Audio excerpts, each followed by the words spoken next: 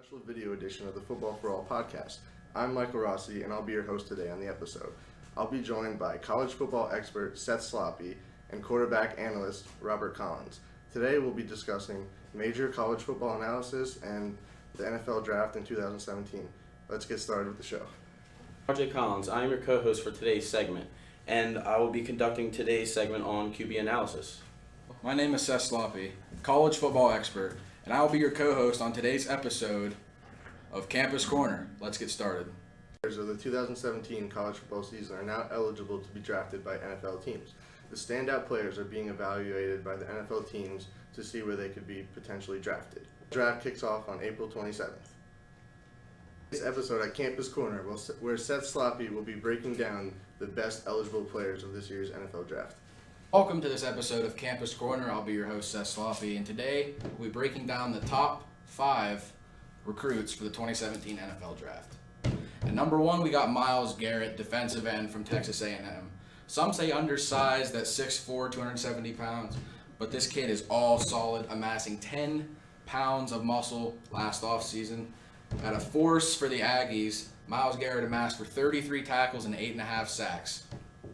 On Myles Garrett, he has a very chiseled physique with functional strength and not just the beach muscles. He's a lot bigger than most people think, and true uber athlete with spring-loaded hips and elite explosiveness. Powerful legs allow him to flight through redirect blocks and corner the edge at a sharp angle. Dominant pass rushing ability and production in college. However, sometimes he does rely on his athletics.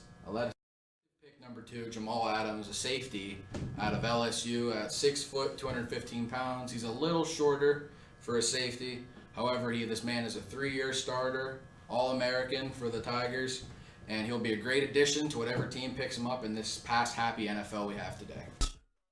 Say about Jamal Adams. The boy is a natural-born leader of men. He's well-built and will not hesitate for 1 second to come downhill and lay the boom.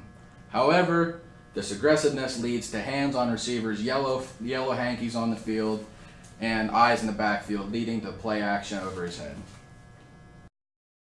We have another defensive end, this time from the University of Stanford, Solomon Thomas. At 6'3", 275 pounds, he was the Pac-12 Player of the Year and amassed 7 total tackles against the bowl game in North Carolina.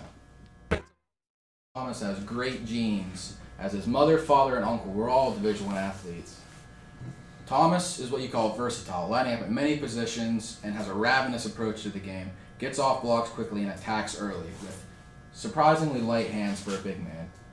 We have star running back from LSU, Leonard Fournette. Now, Fournette at 6 foot, 240, this man is like a refrigerator with legs. As a freshman, he led the hardest conference in college football, the SEC, in all-purpose yards, and by the time he was a sophomore, had amassed All-American status. This boy, no, he's a grown man. He's built like a linebacker, he's got the speed, but he's got the hands of a receiver. Long, powerful strides and quick acceleration blow past anyone from defensive ends to safeties.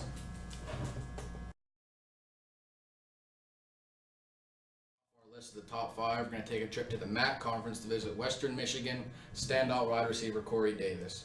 At 6'3", 210 pounds, he was the Offensive Player of the Year in the MAC, also the Freshman Player of the Year in the MAC conference his freshman year. Year starter and All-American for the Mustangs, Corey Davis has an alpha attitude on the field and has excellent competitiveness. Laser focused without balls in the air. When the quarterback tosses that 50% ball up, you know he's coming down with it 100% of the time.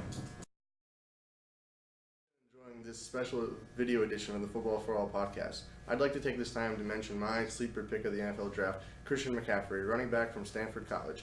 At 5'11" and only 200 pounds, he's been overlooked and underevaluated by most NFL teams, but I think this is wrong. McCaffrey was the Pac-12 Offensive Player of the Year and a Heisman Trophy finalist. McCaffrey will be able to make defenders miss on all 3 levels. He has excellent hands out of the backfield and can be used from the slot as well. He has devastating quickness out of breaks and can mismatch any linebacker. He's experienced, a capable punt and kick returner, which will make him have extra value in this year's upcoming draft. RJ's QB Camp. I'm RJ Collins, and today we'll be looking at the top 2 quarterbacks in today's NFL draft. Deshaun Watson from Clemson and Mitch Trubisky from the University of North Carolina. Earlier, we'll be talking about Deshaun Watson, the quarterback from Clemson. He is 6 foot 2 inches and 220 pounds, has all the intangibles you need as a quarterback. He has great footwork and good arm strength and can drive the ball downfield with a tremendous amount of accuracy. He's also a great leader on and off the field, and he's a 2-time Heisman finalist, a national champion, and he has All-American honors, and he's a tremendous winner. Earlier, he's a tremendous winner, and he has great pocket posture with a quiet upper body, which means he has really good footwork and he can move around when things get very tough and people start crashing down on him. But his upper body still stays the same. He can keep the ball right in a nice little pocket where no one can get it. He was only sacked 32 times over his last 1,181 dropbacks, which is very outstanding, and that means he has a very great line to keep him protected over his last 3 years as a starter. And he's willing to stand in and deliver the ball against all kinds of big defensive linemen that are willing to hit him really hard. We will be talking about Mitchell Trubinsky, quarterback from the University of North Carolina. He's 6'2" and 222 pounds, so he's pretty much the same as Deshaun Watson. And he has all ACC honors, and he was ranked fifth in the nation with 68% completion percentage. But the knock on him about going into the draft that he is only a one-year starter, which seems like only a small sample size, and not a lot of teams have, a lot of film to analyze him over his playing time. Some of my sources tell me that there are some times that he looks like another Carson Wentz, who is my personal favorite quarterback, and then there are times where he looks like Blaine Gabbert, which isn't too well. He has starting qualities, and he'll probably go early, but he has lots of learning to do with being in the NFL. The highlight for our episode is Malik McDowell, nose tackle from Michigan State. 6'6", 300 pounds, he will prove to be a great force up the middle in stopping the run and be a great addition for any NFL team that chooses to draft him. McDowell has a rare combination of size and athleticism. This allows him to overwhelm blockers with his pure strength and explosiveness and stay strong enough to stop the run. He's long and flexible, which allows him to slide into gaps and create disruptions for the running backs. He'll be able to attack the edge with his club and swim moves and will be able to rack up sacks in the NFL. We hope that you enjoyed our episode and will continue to watch the series as we progress. Concludes our podcast. I'm RJ Collins. Thanks for being on, and it was great. I'm Seth. Class dismissed.